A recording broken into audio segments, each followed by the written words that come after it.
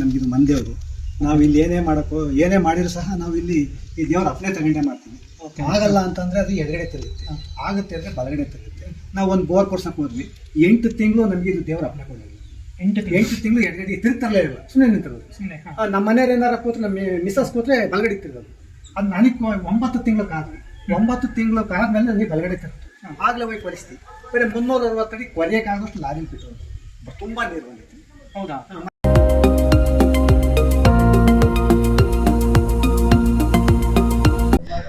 ಆತ್ಮ ನಮಸ್ತೆ ಎಲ್ರಿಗೂ. ನಾನು ನಿಮ್ಮ ನಿಖಿಲ್ ಶೆಟ್ಟಿ, ಹಾಸನದ ಹುಡುಕ. ನನ್ನ ಅಗ್ನಿಪ್ರಭ ಆಲ್ ಇನ್ ಒನ್ ಯೂಟ್ಯೂಬ್ ಚಾನಲ್ಗೆ ಎಲ್ರಿಗೂ ಸ್ವಾಗತ. ಇವತ್ತಿನ ವಿಡಿಯೋದಲ್ಲಿ ನಾನು ನಿಮಗೆ ಒಂದು ಮಹಿಮೆ ಉಳ್ಳ ದೇವಸ್ಥಾನ ನಿಮಗೆ ಪರಿಚಯ ಮಾಡ್ಕೊಡ್ತೀನಿ. ಈ ದೇವಸ್ಥಾನ ಇರೋದು ಹಾಸನ ಜಿಲ್ಲೆಯ ಬಾಗೂರು ಹೋಬಳಿ ಚಿಕ್ಕೋನಹಳ್ಳಿ ಗ್ರಾಮದಲ್ಲಿದೆ.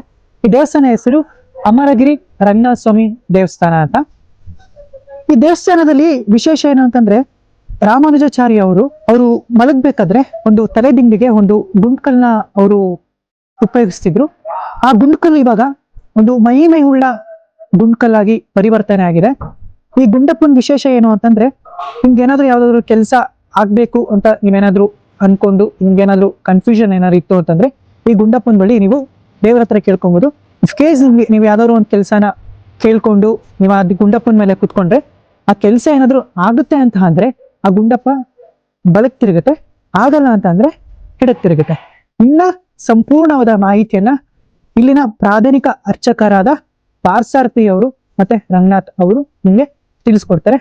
ಸೊ ಬನ್ನಿ ಹೋಗೋಣ.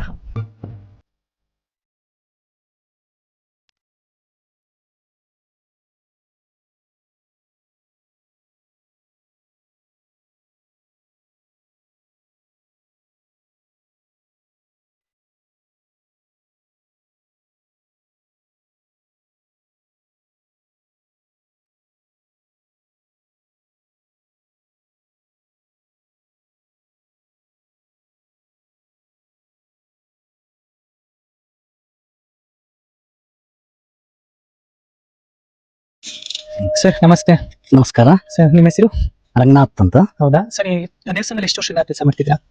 ನಮ್ಮ ಪಿತ್ರಾರ್ಜಿತದಿಂದಲೂ ಕೂಡ ನಾವು ಇಲ್ಲೇ ಅರ್ಚಕರಾಗಿದ್ದೀರಾ. ನಾವು 5 ಜನ, ನಮ್ಮ ತಂದೆಯವರ ಕುಟುಂಬದಲ್ಲಿ 5 ಜನ.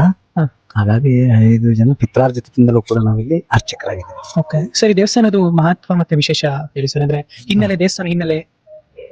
ಸರ್, ಇದು ರಾಮಾನುಜಾಚಾರ್ಯರ ಒಂದು ಕಾಲದಲ್ಲಾಗಿರ್ತಕ್ಕಂಥದ್ದು. ಓಕೆನಾ? ರಾಮಾನುಜಾಚಾರ್ಯರು ವೈಷ್ಣವ ಪಂಥಕ್ಕೆ ಕನ್ವರ್ಟ್ ಆದಾಗ ಅಲ್ಲಿಂದ ಬಂದು ಮೇಲ್ಕೋಟೆಯಲ್ಲಿ ಇದ್ದಂತ ಸಂದರ್ಭದಲ್ಲಿ ಮೇಲ್ಕೋಟೆಯಿಂದ ವಿಷ್ಣುವರ್ಧನನ ಪತ್ನಿ ಶಾಂತಲಾದೇವಿಯವರು ವೈಷ್ಣವ ಪಂಥಕ್ಕೆ ಕನ್ವರ್ಟ್ ಆದ ಮತಾಂತರ ಆದಂತ ಕಾಲದಲ್ಲಿ ಏನು ನಮ್ಮ ಹೊಯ್ಸಳರ ರಾಜಧಾನಿ ಇತ್ತು, ಹೊಯ್ಸಳರ ಉಪರಾಜಧಾನಿ ಇಲ್ಲಿರ್ತಕ್ಕಂಥ ಈಗಿನ ನುಗ್ಗೇಹಳ್ಳಿ. ಓಕೆ. ಸೋಮೇಶ್ವರಪುರಂ. ಅವತ್ತು ಸೋಮೇಶ್ವರ ದೇವಸ್ಥಾನಕ್ಕೆ ಹೆಸರು ಬಂದಿರ್ಬೇಕು ಸರ್. ಹೌದು, ಸೋಮೇಶ್ವರಪುರಂ ಅಂತ. ಅಕ್ಕ ತಂಗಿಯರ ಕುಲ ಎಲ್ಲರೂ ಇದೆ.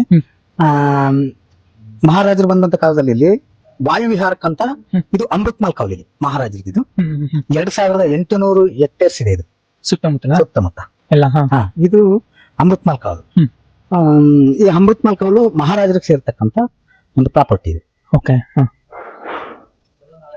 ನಮ್ಮ ರಾಮಾನುಜಾಚಾರ್ಯರನ್ನ ಮೇಲ್ಕೋಟೆಯಿಂದ ಬಂದಂತ ಸಂದರ್ಭದಲ್ಲಿ ಇಲ್ಲಿ ಉಪರಾಜಧಾನಿ ಆಗಿರ್ತಕ್ಕಂಥ ಸೋಮೇಶ್ವರಪುರಂ, ಈಗಿನ ನುಗ್ಗೇಹಳ್ಳಿ,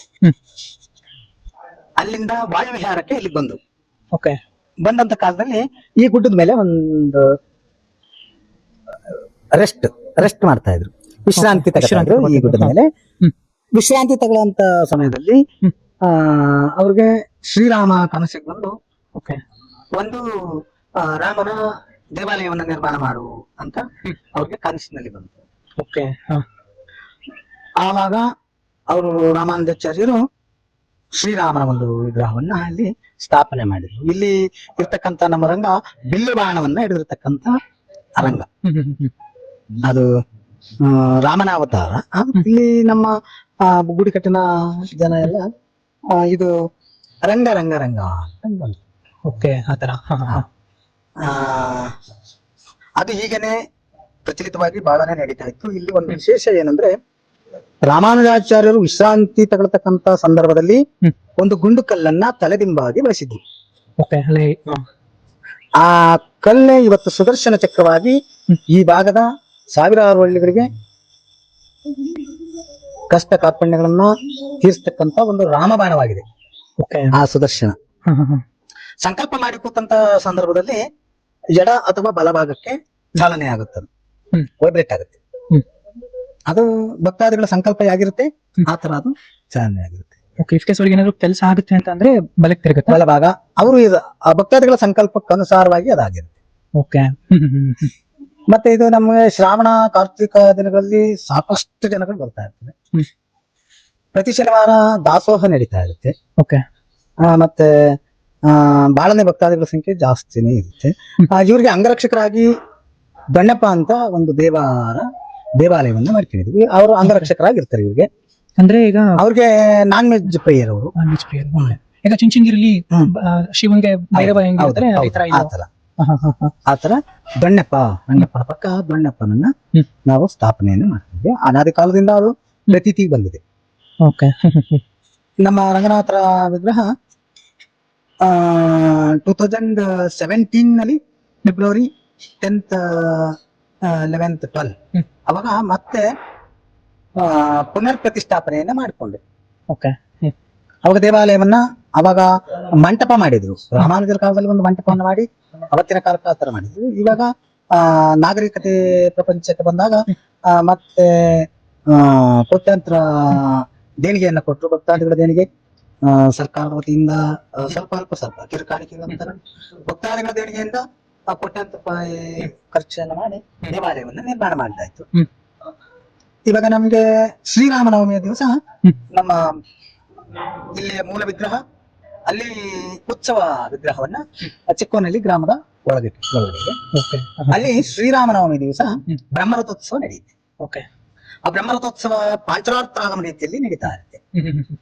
ಪಂಚರಾತ್ರಾಗಮ ರೀತಿ ಮೊದಲನೇ ದಿವಸ ಅಂಕುರಾರ್ಪಣೆಯನ್ನು ಮಾಡಿ, ಎರಡನೇ ದಿವಸ ಕಲ್ಯಾಣೋತ್ಸವವನ್ನು ಮಾಡಿ, ಕಲ್ಯಾಣೋತ್ಸವದ ಸಂದರ್ಭದಲ್ಲಿ ಮೂಲ ವಿಗ್ರಹರಿಗೆ ಇವರಿಗೆ ಆರಾಧನೆಯನ್ನು ಮಾಡಿ, ಇವರಿಗೆ ಎಲ್ಲಾ ವಜ್ರಾಂಗಿಯನ್ನು ಧರಿಸಿ ಇವರಿಂದ ಅರ್ಪಣೆಯನ್ನು ತಗೊಂಡು ಕಲ್ಯಾಣೋತ್ಸವನ್ನ ಊರೊಳಗಡೆ ಮಾಡ್ತೀವಿ. ಮೂರನೇ ದಿವಸ ಬ್ರಹ್ಮರಥೋತ್ಸವನ್ನ ಮಾಡ್ತೀವಿ. ಓಕೆ ನಾಲ್ಕನೇ ದಿವಸ ಶಯನೋತ್ಸವವನ್ನು ಮಾಡ್ತೀವಿ. ಐದನೇ ದಿವಸ ಬೆಳಗ್ಗೆ ವಸಂತೋತ್ಸವವನ್ನು ಮಾಡಿ ರಥೋತ್ಸವನ್ನ ಕ್ಲೋಸ್ ಮಾಡ್ತೀವಿ. ಆ ಮಧ್ಯದಲ್ಲಿ ಗಜವಾಹನೋತ್ಸವ, ಸರ್ಪವಾಹನೋತ್ಸವ, ಗರುಡವಾಹನೋತ್ಸವ, ಸರ್ಪವಾಹನೋತ್ಸವಗಳು ನಡೀತಾ ಇರ್ತದೆ. ಓಕೆ ಅಂದ್ರೆ ಸುಮಾರು ದೇವಸ್ಥಾನಕ್ಕೆ ಒಂದು ಎಷ್ಟು ವರ್ಷ ಹಳೇದಾಗಿರ್ಬೋದು ದೇವಸ್ಥಾನ? ಇದು ಅಂದ್ರೆ ಒಂದು 1000 ವರ್ಷಕ್ಕೆ ಒಂದು 20-30 ವರ್ಷ ಕಡಿಮೆ ಇರ್ಬೋದು. Okay 970 years back. ಇದು ನಮ್ಮ ಅಮರಗಿರಿ ಇತಿಹಾಸ ಕುವೆಂಪು ಯೂನಿವರ್ಸಿಟಿ ಸಿಗುತ್ತೆ, ಬುಕ್ ಇದೆ. Okay Kuvempu university. Okay sir, thank you so much sir ದೇವಸ್ಥಾನದ ಬಗ್ಗೆ ಎಷ್ಟು ಇನ್ಫಾರ್ಮೇಶನ್ ಕೊಡಲಿ. Thank you sir, thank you. Guys, ನಮ್ಮ ಜೊತೆ ಇವಾಗ ಉಮೇಶ್ ಸರ್ ಇದ್ದಾರೆ. ಅವ್ರು ಈ ದೇವಸ್ಥಾನದ ಬಗ್ಗೆ ಅವ್ರಿಗೆ ಆದಂತ ಒಂದು ಎಕ್ಸ್ಪೀರಿಯನ್ಸ್ ನಿಮ್ಮ ಹತ್ರ ಶೇರ್ ಮಾಡ್ತಾರೆ. ಸೊ ಕೇಳಿ ಸರ್, ಹೇಳಿ ಸರ್, ನಿಮಗೆ ದೇವಸ್ಥಾನ ಬಗ್ಗೆ ಏನಿಸುತ್ತೆ? ದೇವಸ್ಥಾನದ ಬಗ್ಗೆ ನಮ್ಗೆ ಇದು ಮಂದೇವ್ರು. ನಾವು ಇಲ್ಲಿ ಏನೇ ಮಾಡಿದ್ರು ಸಹ ನಾವು ಇಲ್ಲಿ ಈ ದೇವರ ಅಪ್ನೆ ತಗೊಂಡೇ ಮಾಡ್ತೀವಿ. ಆಗಲ್ಲ ಅಂತಂದ್ರೆ ಅದು ಎಡಗಡೆ ತಿರುಗುತ್ತೆ, ಆಗುತ್ತೆ ಅಂದ್ರೆ ಬಲಗಡೆ ತಿರುಗುತ್ತೆ. ನಾವು ಒಂದು ಬೋರ್ ಕೊಡ್ಸಕ್ ಹೋದ್ವಿ, 8 ತಿಂಗಳು ನಮಗೆ ದೇವರ ಅಪ್ನೆ ಕೊಂಡಿದೆ. 8 ತಿಂಗಳು ಎಡಗಡೆ ತಿರುಗ್ತಾರಲ್ಲ, ಸುಮ್ಮನೆ ನಿಂತಿರೋದು. ಸುಮ್ಮನೆ ನಮ್ಮ ಮನೆಯವ್ರು ಏನಾರು ಕೂತ್ರೆ, ನಮ್ಮ ಮಿಸಸ್ ಕೂತ್ರೆ ಬಲಗಡೆ ತಿರುಗೋದು. ಅದು ನನಗೆ 9 ತಿಂಗಳಕ್ಕಾದ್ವಿ. 9 ತಿಂಗಳಕ್ಕಾದ್ಮೇಲೆ ನನಗೆ ಬಲಗಡೆ ತಿರುಗ್ತು. ಆಗ್ಲೇ ಹೋಗಿ ಪರಿಸ್ಥಿತಿ ಮನೆ 360 ಅಡಿ ಕೊರೆಯಕ್ಕಾಗುತ್ತೆ. ಲಾರಿ ಬಿಟ್ಟೋದು, ತುಂಬಾ ನೀರು ಬಂದಿತ್ತು. ಹೌದಾ? ಮತ್ತೆ ಅದಾಯ್ತು. ಈಗ ಮೊನ್ನೆ ಇನ್ನೂ 2 ತಿಂಗಳಲ್ಲಿ ನನ್ನ ತಮ್ಮ ಬೆಂಗಳೂರಲ್ಲಿದ್ದಾರೆ. ಅವ್ರು ಕಾಂಟ್ರಾಕ್ಟ್. ಅವ್ರು ಬಂದು ಆದಾಯದಾಗ ಸ್ವಲ್ಪ ಇದು ಮಾಡ್ತಾರೆ. ಇಲ್ಲಿ ಕೆಳಗಡೆ ಒಂದು ಮುಡಿ ಮನೆ, ಇಲ್ಲಿ ಶೌಚಾಲಯ, ಹೆಣ್ಮಕ್ಳಿಗೆ ಬಂದಾಗ ಶೌಚಾಲಯ, ಬಾತ್ರೂಮು ಎಲ್ಲ ಕಟ್ಟಿಸ್ತಾ ಇದ್ದಾರೆ. ಇನ್ನೂ ಕಟ್ಟ ಹಂತದಲ್ಲಿ ನಡೀತಾ ಇತ್ತು ಕೆಲಸ. ಅವರ ಒಂದು ಮನಸ್ಸಿಗೆ ಬಂದು ಅನುಕೂಲ ಮಾಡ್ತಾ ಇದ್ದಾರೆ. ನಾವು ಏನೇ ಮಾಡಿದ್ರು ಸಹ ನಮ್ಮ ದೇವರ ಕಂಡೇ ನಾವು ಮಾಡೋದು. ಒಂದು ಮದುವೆ ಮಾಡ್ಬೇಕು ಅಂದ್ರೆ ನಾವು ಇಲ್ಲೇ ನಾವು ಈಗ ಆಲ್ರೆಡಿ ನಾನು ಒಂದು ಮದುವೆ ಮಾಡ್ಬೇಕು ಅಂತ ಬಂದು ಕೇಳಿ ಸ್ವಲ್ಪ ಲೇಟ್ ಮಾಡ್ತು ಆಯ್ತು. ಅದೇ ಮದುವೆ ಅದೇ ಆಗೈತೆ, ಅದೇ ಆಗ್ತೈತೆ, ಈ ಮದುವೆ ಆಗುತ್ತೆ. ಆ ದೇವ್ರನ್ನೇ ನಾವು ನಂಬಿಕೆ ಮಾಡ್ತೀವಿ. ನಮ್ಗೆ ಹಿರಿಯರು ಯಾರು ಇಲ್ಲ, ನಮ್ಗೆಲ್ಲ ದೇವ್ರು ಎಲ್ಲ ನಮ್ಮ ಮಂದೇವ್ರು. ಆಮೇಲೆ ಒಂದು 400 ವರ್ಷದಾಗಿದ್ದೆಲ್ಲ ನಾವು ಈ ಜಾಗದಾಗ ಎಂಥದ್ದು ಊರಾಗಿತ್ತು ಮಾಡ್ತೀವಿ. 400 ವರ್ಷ ನಮ್ಮ ತಾತ ನಮ್ಮ ಪುತ್ರ ತಾಲೂಕಿಗೆ ಆದ್ರೂ ನಾವು ಇದ್ದೇನೆ. ನಾವು ಇಷ್ಟು ವರ್ಷದಾಗೆ ಒಂದ್ಸಲ ದೇವ್ರನ್ನ ಒತ್ಕೊಂಡು ಹೋಗಿದ್ವಿ. ಅವ್ರು ಒತ್ಕೊಂಡೇ ಹೋಗ್ಬೇಕು ದೇವ್ರು. ಊರೆಲ್ಲ ಸೇರಿ ಒಂದು 50 ಜನ ಒತ್ಕೊಂಡೋಗಿ ಊರಾಗ ಉತ್ಸವ ಮಾಡ್ಕೊಂಡು ದೇವಸ್ಥಾನ ಕಳಿಸಿ ಓಕೆ ಸರ್, ತುಂಬಾ ಥ್ಯಾಂಕ್ಸ್ ಸರ್. ದೇವಸ್ಥಾನದ ಬಗ್ಗೆ ಒಂದು ಎಕ್ಸ್ಪೀರಿಯನ್ಸ್ ಹೇಳಿದ್ರಿ. ಸರ್, ಇದು ಅಮರಗಿರಿ ನಾಗಕ್ಷೇತ್ರ ಹೆಂಗೆ ಉದ್ಭವ ಆಯಿತು ಸರ್? ಇದರಿಂದ ಏನಾದ್ರು ಹೇಳಕ್ಕಾಗತ್ತಾ? ಹೇಳ್ಬೋದು. ಈಗ ರಂಗನಾಥ ಸ್ವಾಮಿ ಪ್ರತಿಷ್ಠಾಪನೆ ಒಳಗಡೆ ಏನ್ ದರ್ಶನ ಮಾಡಿದ್ರೆ ಅದು ಮುಂಚೆದು ಅದೇ ಜಾಗದಲ್ಲಿ ಇದ್ದಿತ್ತು. ಓಕೆ. ಇಲ್ಲಿ ಮೊದಲ ಗರ್ಭ ಅಂತ ಎಲ್ಲಿತ್ತು ಅಲ್ಲೇನೆ ಸ್ಥಾಪನೆ ಆಗಿದೆ. ಆದ್ರೆ ನಿಜವಾಗಲೂ ರಂಗ ವಾಸ ಮಾಡ್ತಾ ಇರೋದು ಈ ಗುಡ್ಡದ ಒಳಗೆ ಓಕೆ ಅಂತ ಹೇಳ್ತಾರೆ. ನೀವು ಮೇಲ್ ನೋಡಿ, ಆ ಮರ ಸುಮಾರು ಜನಕ್ಕೆ ಅದರ ಹೆಸರು ಗೊತ್ತಿಲ್ಲ. ಓಕೆ. ಸಾಂಸ್ಕ್ರಿಟ್ ಅಲ್ಲಿ ಪಣಿಯಾಲ ಅಂತಾರೆ. ಪಣಿ ಅಂದ್ರೆ ಸರ್ಪ, ಓಕೆ. ಸರ್ಪ ಆಲದ ಮರ ಅಂತ. ಇಲ್ಲಿ ಏನಾದ್ರು ಮೈಲಿ ಸರ್ಪ ಗಾಯ ಆಗೋದು ಆತರ ಎಲ್ಲ ಆಗುತ್ತಲ್ಲ, ಅದಕ್ಕೆ ಅದರ ಹಾಲನ್ನ ಲೇಪನ ಮಾಡಿದ್ರೆ ಒಂದು 3-4 ದಿವಸ 9 ದಿವಸ ಗಾಯಗಳು ವಾಸಿ ಆಗುತ್ತೆ. ಓಕೆ. ಆಮೇಲೆ ಈ ದೇವಸ್ಥಾನ ಕಟ್ಟಬೇಕಾದ್ರೆ ಫುಲ್ ಬೌಂಡ್ರಿನ ಫ್ಲಾಟ್ ಆಗಿ ಕ್ಲೀನ್ ಮಾಡ್ಬೇಕು ಅಂತ ಹೇಳಿ ಐಡಿಯಾ ಮಾಡಿದ್ರು. ಆಮೇಲೆ ಈ ಬಂಡೆ ತೆಗ್ಸಕ್ಕೆ ಪ್ರಯತ್ನ ಮಾಡಿದ್ರು. ಅವತ್ತು ಒಂದು 3-4 ಸಲ ಬಂದಾಗ್ಲೂ ಸರ್ಪ ಕಾಣಿಸ್ಕೊಂತಿದ್ವಿ ಈ ಗುಡ್ಡದಲ್ಲಿ. ಈ ಗುಡ್ಡದಲ್ಲಿ ಮಾತ್ರ? ಗುಡ್ಡದಲ್ಲಿ ಇಲ್ಲಿ. ಹ. ಆಮೇಲೆ ಅದೇ ಈ ಗಣಿ ಉದ್ಯಮಗಳು ಅಂತಾರಲ್ಲ, ಅಂತವ್ರು ಬಂದರು, ಇದನ್ನ ನಾವು ಕ್ಲೀನ್ ಮಾಡ್ಕೊಡ್ತೀವಿ, ಈ ದೇವಸ್ಥಾನಕ್ಕೆ ಎಷ್ಟು ಬೇಕೋ ಅಷ್ಟು ನಾವು ಕೊಟ್ಟು ದೇವಸ್ಥಾನ ಕಟ್ಸ್ಕೊಡ್ತೀವಿ, ಈ ಕಲ್ಲನ್ನ ನಾವು ತಗೊಂಡು ಹೋಗ್ತೀವಿ ಈ ಬಂಡೆನ. ಅಂದ್ರೆ ಅದ್ರಲ್ಲಿ ಏನೋ ಒಂದು ಸ್ವಲ್ಪ ಬೆಲೆ ಬಾಳ ಅಂತ ಖನಿಜ ಇರಬಹುದು. ಓಕೆ. ಒಂದ್ ಸ್ವಲ್ಪ ಪೀಸ್ ಎಲ್ಲ ತಗೊಂಡು ಹೋಗಿದ್ರು, ಇನ್ವೆಸ್ಟಿಗೇಷನ್ ಮಾಡ್ಕೊಂಡ್ ಬಂದು. ಆಮೇಲೆ ಅದೇ ಹೇಳದ್ನಲ್ಲ, ಫೀಲ್ಡ್ ಮಾಡಕ್ಕೋಸ್ಕರ ಇದನ್ನ ತೆಗಿಸ್ಬಿಟ್ಟು ಫ್ಲಾಟ್ ಮಾಡ್ಬಿಡೋಣ ಅಂತ ಹೇಳಿ ಪ್ರಯತ್ನ ಪಟ್ಟಾಗ 2-3 ದಿವಸ ಪ್ರಯತ್ನ ಮಾಡಿದಾಗ್ಲೂ ಇಲ್ಲೇ ಅಲ್ಲಿ ನಾವು ಸಹಿತ ಕಣ್ಣಿಂದ ನೋಡುದು, ಅಂದ್ರೆ ಸರ್ಪ ಹಾವು ಕಾಣಿಸ್ಕೊಂತು. ಹಾಗಾಗಿ ಎಲ್ಲ ಹಳ್ಳಿ ಜನ ಬುಡಕಟ್ಟಿ ಸೇರೆಲ್ಲ ಸೇರಿ ಬೇಡ, ಇದು ನ್ಯಾಚುರಲ್ ಆಗಿದ್ಬಿಡ್ಲಿ. ಆಮೇಲೆ ಇತ್ತು ಆಲ್ತ ಮರ, ಅದು ಇನ್ನೊಂದು ದೊಡ್ಡದಾಗಿತ್ತು. ಇದು ಎಷ್ಟಿತ್ತು, ಬರೀ ಒಂದು ಸ್ವಲ್ಪ ಸಸಿ ಟೈಪ್ ಇತ್ತು. ದೊಡ್ಡದಿದ್ದು ಈ ದೇವಸ್ಥಾನ ಮೇಲೆಲ್ಲ ಹಾಕೊಂಡಿತ್ತು. ಅದನ್ನ ತೆಗೆದು ಬಿಟ್ರ? ಈ ಸಸಿಗೆ ಅದೇ ಗುಂಡೆಲ್ಲ ಅಪ್ಲಿ ಕೇಳಿ ಈ ದೊಡ್ಡದಾಗಿದ್ದನ್ನ ತೆಗೆದು ಸಸಿ ಬಿಟ್ಟು ಈಗ ಅದು ಬೆಳ್ಕತಾ ಇದೆ. ಅದೊಂದಕ್ಕೋಸ್ಕರ ಇಲ್ಲಿ ನಾವು ಫೀಡ್ ಮಾಡಕ್ ಆಗ್ಲಿಲ್ಲ. ಆಮೇಲೆ ಗುಂಡಲ್ಲೇ ಕೇಳಿ ಇದೆಲ್ಲ ಏನು ಅಂದ್ರೆ ಈ ಮಕ್ಕಳ ಫಲ ಮತ್ತೆ ಮದುವೆ ಆಗದೆ ಇರೋಂತ ಇವು ಇಲ್ಲಿ ಬಂದು ಗುಂಡಲ್ಲಿ ಕೇಳಿ ಅವ್ರಿಗೆ ಸಕ್ಸಸ್ ಆದಾಗ ಬಂದು ನಾಗ ಪ್ರತಿಷ್ಠೆ ಅಂತ ಮಾಡಿಸಿ ಮಾಡೋದು. ಅದಕ್ಕೋಸ್ಕರನೇ ಅಮರಗಿರಿ ನಾಗಕ್ಷೇತ್ರ ಅಂತ ಹೇಳ್ಬಿಟ್ಟು ಅದು ನಾವು ನಮ್ ಹೆಸರಿಟ್ಟಿದ್ದದು. ಅಷ್ಟೆಲ್ಲಾ ಪವಾಡಗಳು ನೋಡ್ದಾಗ ಕಾಣಿಸ್ಕತ್ತಲ್ಲ, ಹಾಗಾಗಿ ನಮಗೆ ನಾಗರಿಕಲೆಲ್ಲ ಪ್ರತಿಷ್ಠಾಪನೆ ಇರೋದು. ಇದು ಮೊದ್ಲು ಇದನ್ನ ಪ್ರತಿಷ್ಠಾಪನೆ ಮಾಡಿದ್ದು. ಅಂದ್ರೆ ಅದೇ ಟೈಮ್ಗೆ ಒಬ್ಬ ICICI ಬ್ಯಾಂಕ್ ಮ್ಯಾನೇಜರ್ ಬೆಂಗಳೂರಿನವರು, ಅವ್ರಿಗೆ ಮದುವೆ ಆಗಿರ್ಲಿಲ್ಲ. ಅವ್ರು ಬಂದಿಲ್ಲಿ ಗುಂಡಲ್ಲಿ ಕೇಳಿದ್ರು, ಅದು ನಾಗ ಪ್ರತಿಷ್ಠೆ ಹೇಳ್ತು. ಅವ್ರಿಗೆ ನಾವು ಸ್ವಲ್ಪ ಸಜೆಷನ್ ಕೊಟ್ಟು ಒಂದ್ ಸ್ವಲ್ಪ ಜಾಸ್ತಿ ಖರ್ಚಾದ್ರಲ್ಲಿ ಈ ಟೈಪ್ ನೀವು ಮಾಡ್ಲಿಲ್ಲ ಅಂದ್ರೂ ನಾವು ಮಾಡಿಸ್ತೀವಿ ಅಂತ ಹೇಳ್ಬಿಟ್ಟು, ಅವ್ರ ಹೆಸರು ಲೋಕೇಶ್ ಅಂತ. ಅವರ ಇದರಲ್ಲಿ ದೇವಸ್ಥಾನ ಪೂರ್ತಿ ಎಲ್ಲ ಅವರೇ ಮಾಡಿಸಿದ್ರು. ಏನು ಈ ನಾಗೇಶ್ವರನ್ ದೇವಸ್ಥಾನ ಇದು ಪ್ರತಿಷ್ಠೆ ಮಾಡಿ ಇಲ್ಲಿ ಆಶ್ಲೇಷ ಬಲಿ ಪೂಜೆ ಮಾಡಿಸ್ತೀವಿ, ಸರ್ಪಶಾಂತಿ ಮಾಡಿಸ್ತೀವಿ. ಅಂದ್ರೆ ಇಲ್ಲಿ ಸಾಮೂಹಿಕವಾಗಿ ಮಾಡಿಸಲ್ಲ ನಾವು, ಯಾವ ಸಿಂಗಲ್. ಅಂದ್ರೆ ಈಗ ಸುಬ್ರಹ್ಮಣ್ಯ ಮತ್ತೆ ನಾಗರ ನಬಿಲೆಲ್ಲ ಸಾಮೂಹಿಕವಾಗಿ ಮಾಡ್ತಾರೆ. ಬಟ್ ಇಲ್ಲಿ ಅವೆಲ್ಲ ಶಿವನ್ ದೇವಸ್ಥಾನಗಳು ಆ ಟೈಪ್ ಮಾಡ್ತಾರೆ. ಇಲ್ಲಿ ಗುಂಡಲ್ಲಿ ಕೇಳ್ತಾರಲ್ಲ, ನಾವು ಅವ್ರಿಗೆ ಹೇಳ್ತೀವಿ ನೀನ್ ಎಲ್ಲಿ ಮಾಡ್ಸದ್ ಸ್ವಾಮಿ ಅಂತಾರಲ್ಲ, ಕೇಳಿ ಅವ್ರೇನಾದ್ರು ನನ್ ಸನ್ನಿಧಿಲೇ ಮಾಡಿಸುವಂತ ಅಪ್ಪಣೆ ಬಲಗಡೆ ಕೊಟ್ರೆ ನಾವೇ ಮಾಡಿಸ್ತೀವಿ. ಇಲ್ಲ ಅಂದ್ರೆ ಯಾವ್ದಾದ್ರು ಶಿವನ್ ದೇವಸ್ಥಾನ ಈ ಬೇರೆ ಎಲ್ಲಿ ಅನ್ನೋದು ನೀವೇ ಕೇಳ್ಕೊಂಡು ಹೋಗಿರ್ತೀವಿ. ಜಾಸ್ತಿ ಹೊರಗಡೆಗೆ ಕಳಿಸ್ತಾರೆ. ಕೆಲವನ್ನ ಇಲ್ಲಿಗೂ ಹೇಳ್ತಾರೆ, ಅಂತವನ್ನ ಇಲ್ಲಿ ಹೋಮ ಮಾಡಿ. ಆಮೇಲೆ ಈ ನಾಗರನವಲೆ ಹೆಸರು ಕೇಳಿದಿರಲ್ಲ, ಅಲ್ಲಿ ಆಶ್ಲೇಷ ಪೂಜೆ ಸರ್ಪಶಾಂತಿ ಅವನ್ ಮಾಡ್ತಾರೆ. ಸರ್ಪ ಸಂಸ್ಕಾರ ಅವ್ರು ಮಾಡಲ್ಲ. ಅಂದ್ರೆ ಅಲ್ಲಿ ನಾಗೇಶ್ವರನೇ ಇರೋದ್ರಿಂದ ಸರ್ಪ ಸಂಸ್ಕಾರದಲ್ಲಿ ಗೋಧಿ ಇಟ್ಟು ಅಕ್ಕಿ ಇಟ್ಟು ಅದರಲ್ಲಿ ಸರ್ಪನ್ನ ಮಾಡಿ ಹೋಮದಲ್ಲಿ ಸುರ ಅಂತ ಪದ್ಧತಿ ಬರುತ್ತೆ. ಹಾಗಾಗಿ ನಾಗೇಶ್ವರನ್ ಸನ್ನಿಧಿಗೆ ಅದನ್ನು ಮಾಡಲ್ಲ ಅವರು. ಅದು ಈ ಸನ್ನಿಧಿಯಲ್ಲಿ ಮಾಡ್ತೀರಲ್ವಾ? ಇಲ್ಲಿ ಮಾಡ್ತೀವಿ ನಾವು.